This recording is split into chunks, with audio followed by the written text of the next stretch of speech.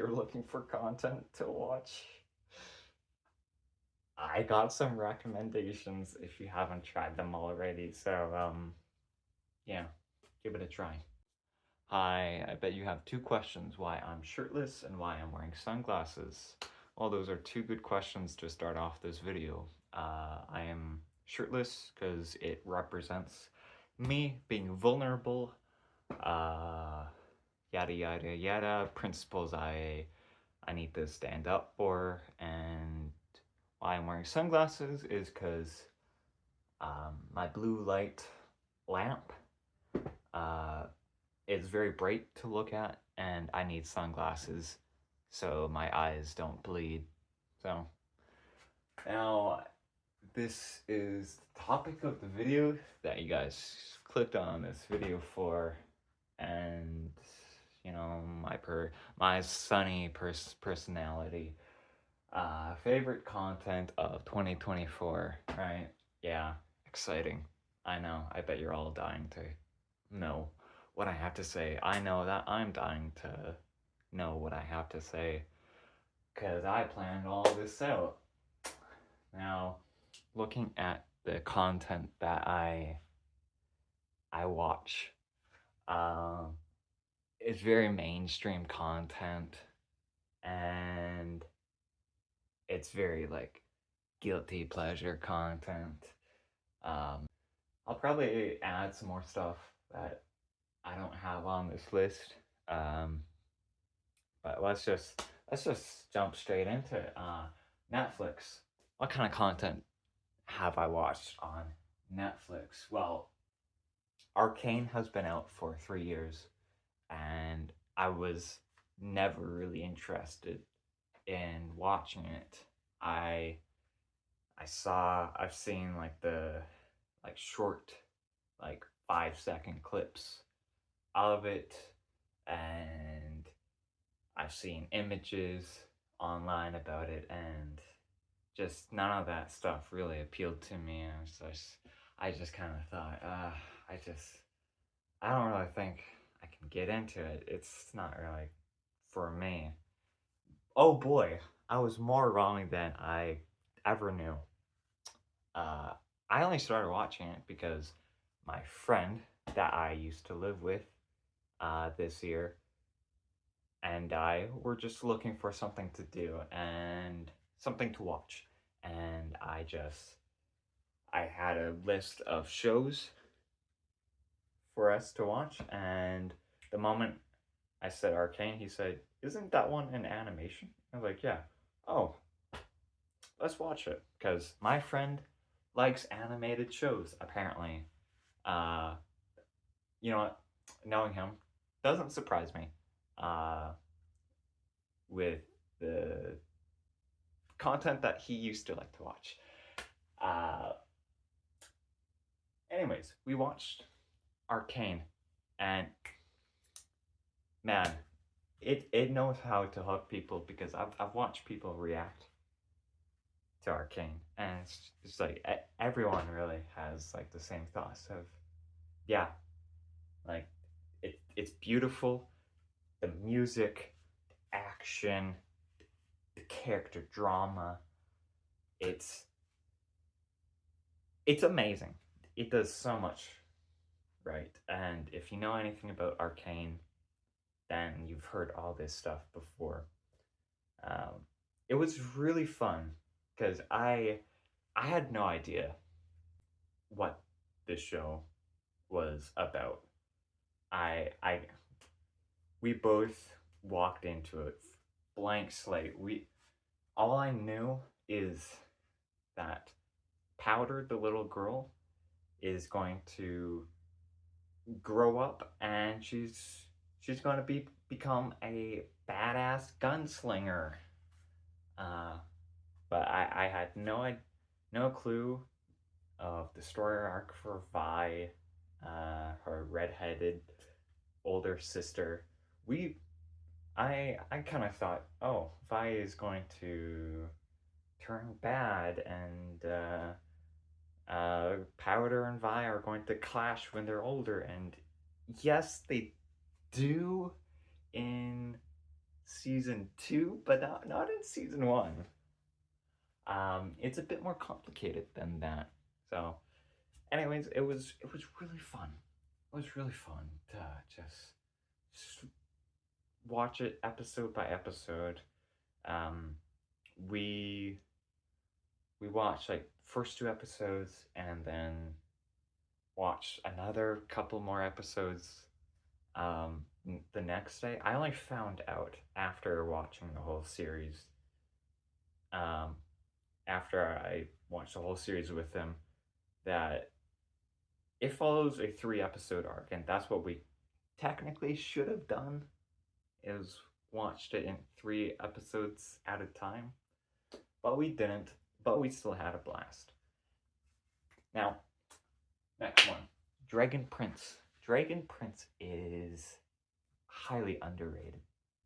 I I don't know. I don't know what to say. People who like Avatar are sleeping on Dragon Prince. Yes, there are criticisms of Dragon Prince that float around, uh, but the first criticism I didn't notice until someone pointed out the frame rate issues. Uh, can be a little jarring for some people. I didn't notice it. I was more focused on the story, and the story was beautiful. It's a show technically, yes, made for children, but it's still made by the creators of Avatar, so there are I I think it's enjoyable for a general audience, not just for kids. It's a family-friendly show. Um, but now, man, I got really invested in these 2 characters, Calum and Rayla, where their relationships slowly unfolding. Uh, I I started to get hooked and deeply invested in them, and like I got chills. I teared up, and then after I think it's a 3 season arc, like the whole first journey to transport this egg to a mama dragon. I believe that whole thing ends up in a 3 episode arc. It ends off in a gruesome battle, um, like breathtaking moments. Beautiful. And then season 4 comes around, and then they do some stuff like Calum and Rayla break up off camera in a comic book, and they just handled it badly.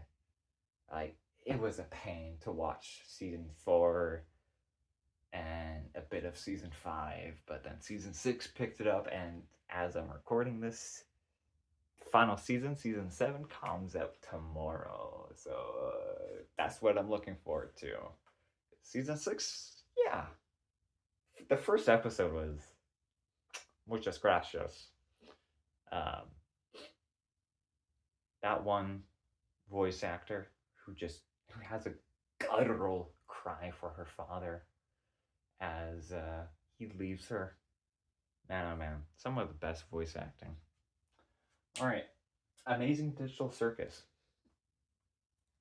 This I had no idea about for a long time. I think it's only been out for like a year, so I'm not too late to the party. Um, but I only watched it because I was looking for content to watch for Game Theory, and Digital Circus came up, and so I watched it. I got intrigued. And funny enough, I got into it right as it released on Netflix. So I just watched it on Netflix to have the ad-free experience. And my friend, he's not really into it. It's too much. He feels like it's too much for kids. And I see that, like it's very goofy, like goofy looking, playful, colorful, all the things that kids like. but existential dread and emotional impact, the, the hopelessness, that stuff is very much adult, like adult concepts that I I think a bunch of the younger generation could miss on. Like they they'll still get like the themes of like, oh yeah, my life means nothing and life sucks and just got to make the most of it. Um, I think they can still get that, but some of the other ideas, like most recently working in a fast food restaurant, like teenagers and adults will really resonate with that, and it's been really fun. Like they don't waste any time. Every episode is like 20 minutes long. It's completely free to watch on YouTube. Um, I I like Glitch, the creators, so I might have to get into Murder Robots. I believe they have another animated series that my friend might prefer instead because even though there are some like it's animated and the the robots are very marketable towards kids, it feels a bit more gritty and kind of stuff that he likes. But I love Amazing Digital Circus. Another show that I got into this year was Breaking Bad. Uh, I watched Breaking Bad as a teenager, so that must have been like 2016 that I watched the series. I wasn't really into it. I think season three, um, the season uh, that really heavily focused on Gus Fring and Jesse. I think that season just kind of bore me. There were episodes that just felt like nothing really happened and it just dragged on and it didn't really get to the point that I was looking for. Uh, so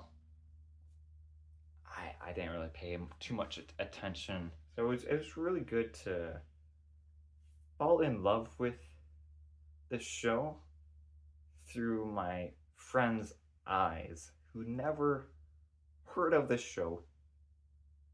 Surprisingly, he never heard of the show. He didn't know anything about the show. And so everything was new to him and he fell so in love with the show. And it was really great watching the show with him because he got excited, I got excited, I got invested with him. Uh, the bang, the impact, the nod to the audience. I was like, oh yeah, we know what he's talking about, but all the other characters around, they don't know what he's talking about. Oh, yeah, that was really fun to watch with them. Oh, I like that. There we go. It's back on. So another show that I got him into and his girlfriend into is now season 4 comes out early next year, I believe, and so that's really exciting. And they didn't know anything about Invincible, so I watched the whole series myself, and then I told them the first episode it feels cartoony. It feels like it's made for children. It feels like a generic like every other uh, superhero show, and that was my impression for a long time. Like I saw advertisements when I lived with my parents uh, on Amazon Prime, and uh, like it, I didn't really pay much attention to it, and then I want. It was only when I saw someone talk about it on YouTube that I gave it a try, and I loved it. So Invincible, even though it's been out for like 3 years, I just got into it this year, and then I watched it again with my friends, and they loved it, and like that definitely after the first, like the ending of the first episode is really what hooks you. Big plot twist, and it only gets better from there. And I don't know if no one has really talked about this, but what I notice is that season 2, the animation is slightly different. It feels more refined. It feels better, and so that that's really encouraging. And then I saw the trailer for season 3 recently, and the animation looks even more cleaner. And so, like I remember rewatching the first season with them, and I'm like, oh, this animation feels. It doesn't feel choppy. It doesn't feel as refined. And then I watched season 2, and I'm like, oh, okay, yeah. Season 2's animation is much better. So it's a great show. I'm dying to watch season 3. And then the next show is The Boys. Now, The Boys has been out for a long time, and my friend and I, it's our tradition to watch the seasons as it came out. I got him into it after season 2 released, and so it's been, no, I think so, yeah. Um, so it's been really good watching The Boys with him, especially since the latest season came out this year. Very bloody, very mature, commentary on the superhero genre, commentary on society that we live in, pop culture, um, celebrity culture, Hollywood, all that stuff. It's bloody, it's gory. There's blood, sex, violence, everything that my friend loves. It's really good watching shows that he gets really into. Um, because yeah, The Boys is good, and it's only fitting because The Boys likes The Boys. So, and the final show is something that's very recent that I just got into is Beastars, an animated show made for furries. Now, this is a show that I would probably recommend my friend because 17 minutes that he's really into. Um, he likes animation and a bit of pornography. Now, no one explicitly, blinks, but there's a lot of innuendos and teases for that, and it's not why I like it. It's a weird show. It's a really weird show. There's a lot of world building that goes into it, and there's a lot of groundwork that the show has to unravel to you, and it all feels new and it feels fresh and it feels exciting to learn about the culture where these humanoid animals like chickens, dogs, wolves, cats, bunnies, all of these animals with human bodies, but with like a fur or feather suit on them essentially. How they live with each other and the whole culture of carnivores lusting over eating uh, herbivores. It, and the whole black market where they sell meat for these animals to cannibalize is dark and gritty. So this was a really surprise, and again, I only found out about it because I watched a YouTuber who reacted to Arcane, who also reacted to Beastars, and I got into it, so I had to pause, stop watching it, and then watch the show myself. It was really exciting. All right, and now for movies, I didn't really watch any movies this year. Um, I watched Deadpool and Wolverine. That was fun. It delivered on everything that it promised. Deadpool and Wolverine fighting. Yes, there's lots of fight scenes with that. Cameos, references. The opening, bye bye bye, man, banger. Where Deadpool using Wolverine's bones to kill a bunch of people. Yeah. Deadpool using Wolverine claws. Yeah, exciting, fun. You know, it's I don't know. I all I gotta say it was really fun, and the soundtrack really nice. A bunch of radio songs that I was not expecting to hear, like that one Avril Lavigne song, uh, where when Deadpool and Wolverine are just driving in that car, that got me. That gave me chills. That brought me back to my childhood. That song, because that was like one of my like favorite like sad, sappy songs to listen to as a child. Um, Other than that, I don't know. I didn't really watch any other movies in the theater.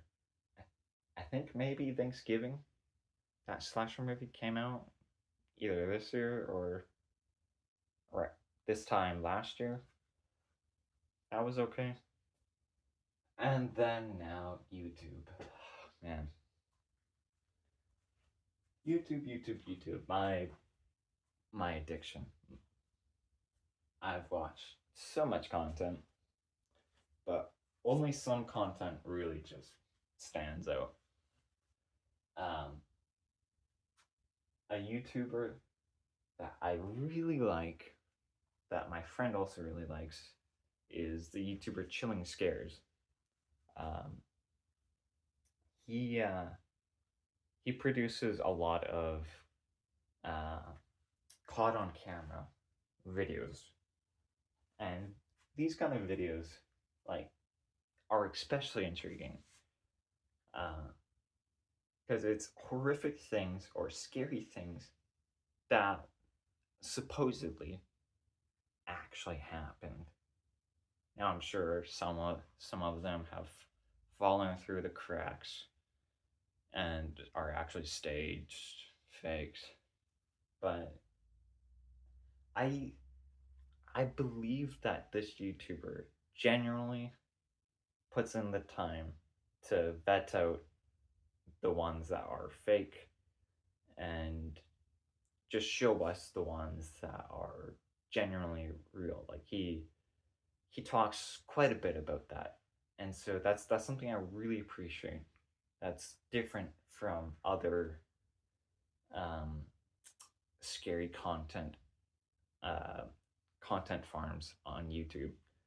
Is that he if he's unsure if a video is faked or not, he'll tell you. Like he even uh, produced a video where uh, like a bunch of like caught on camera ghosts, um, and he broke down each video about how each one is probably faked and how they did it, and it was really interesting unpacking. Like, oh yeah, that's how they fake that. So, anyways, Chillin' Scares, really good YouTuber. Really like it. Next one is the Isaac content. My bread and butter. The thing that got me out of my major depression is the Binding of Isaac. It's it's my personality. It's who I am. Is an Isaac stan. I will always enjoy watching Isaac content. Yes, I go through periods where I get bored, and so I just stop and I watch other content. But then I always return to it because there's always something that draws me back to Isaac. And like just the other month, the Isaac Online update came out. That's really exciting. That's really fun to play. And so, and then with those YouTubers, there's like Lazy Mat Man, there's Soapy Oatmeal, there's Retromation for a time. Um, Retromation was by far my favorite YouTuber to watch. I'm sad that he's stopped making videos because how he played is what I wanted to see out of Isaac players. He picked up the goofy items. He picked up the goofy trinkets, and he something about his voice and the way he played just resonated with me, and so that was great. And then there was rounds. Um, that's a that's a video game that I got my friend into this year, and but essentially like you're these circular figures with stick arm legs and arms, and you shoot guns at each other, and whoever wins twice in a row uh, gets a point, and then the loser gets to pick an extra item to add on. And so that's how they balance it. So whoever's winning gets weak, stays the same, but whoever's losing gets stronger, so has a better chance. So it's often a back and forth, back and forth. But sometimes you just have a really good play style or synergy, and you just win. And so it's really fun to see the different gun modifiers and the different play styles. And so the YouTubers that I got really into this year were Time to Grind. He had a buttload of rounds content that I just sunk my eyeballs into. And then there's Funix, and then there was like some other YouTubers like Cartoons, and yeah, it's a really fun content, really fun content. And then there was also Peglin, another game that I got my friend into. I knew like the moment like I introduced him to the game on my laptop, and then I did some looking, and I found out that it's also a mobile game on your phone. And it's like every single day I just see him playing the Peglin on his phone. So it was kind of funny just seeing that. But I really enjoyed watching other players play it. That's how I got into the game myself. Is I like roguelike games, and so uh, Peglin is up my alley. It's based off of the PopCap game Peggle, and made into a combat roguelike. So it's really fun. And then there's also Makeway. Makeway is a really fun racing game where you build your own tracks, you race your opponents, and if you place down traps, you also have to deal with those traps. It's goofy, it's fun. It was a blast. I still play it time to time. It's really goofy. I highly recommend it. And then most recently is Balatro. This is another game that I think my friend would be really into. It's a poker roguelike game where you have to play your poker hand, and you have to score a certain amount of points.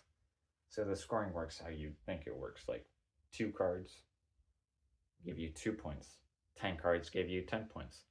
Face cards also give you 10 points, but aces, they give you 11 points. And so it's really fun seeing the different cards you can get, and you can modify these your cards. So like, let's say a a two of spades, you could make it so it gives you more points. It gives you a point multiplier. It gives you money when you play it. So it's a really fun game to watch. And the last one on this list is Party Animals. You're it's another game for furries. Well, it's another content for furries. Uh, where you're just these animals in these fighting areas and you just bash each other. You have weapons, uh, and most of them is you're supposed to be the last one standing, and so it's really fun to watch. And the YouTuber that got me really into it is um, Vixie, I think her name is. Really good YouTuber. Doesn't make enough content. I can't get enough of it. And so that's my 2024 recap of the kind of stuff that I loved watching this year. And so if you're looking for content to watch, I got some recommendations if you haven't tried them already. So yeah, give it a try if you're bored. So yeah, that's it. You'll see me in the next video. And I'd also like to acknowledge that I live, learn, work, and play on the unceded territory of the Tsuut'ina First Nations people. Gilakasla, I'd like to share my breath with yours. Thank you for watching.